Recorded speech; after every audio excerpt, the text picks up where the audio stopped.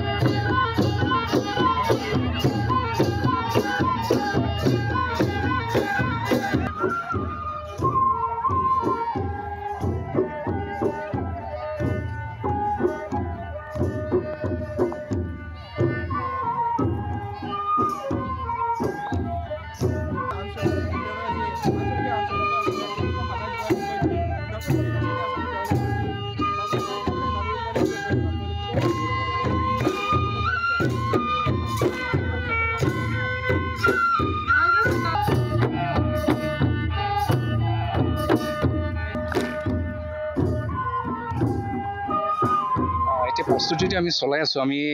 ইয়াত দুটা ডিস্ট্ৰিক্ট মানে নগাঁও জিলা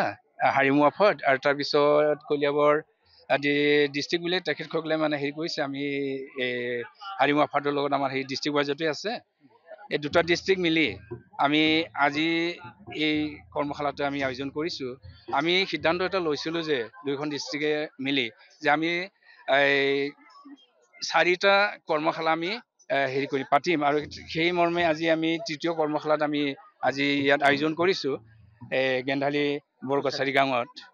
আৰু ইয়াত আমাৰ আজি 7টা সমষ্টিৰ আমি সমষ্টি ৱাইজতে হেৰি কৰিছো 7টা সমষ্টিৰ 327 জনী নাচনীয়ে ভাগ লৈছে আৰু তাৰ পিছত বাদ্যবাজক 15 জন আছে ইয়াত আমি সেইটো ডিস্ট্ৰিক্ট হাৰিমুৱাফাটৰ পৰা সেইখিনি আমি সুবিধা পাইছো আৰু আমি ইতিমধ্যে গম পাইছো যে চৰকাৰে মানে ডিসেম্বৰৰ 15 তাৰিখৰ আগতে এই যেটো আমাৰ বাগৰুম্বা ইভেন্টটো সেইটো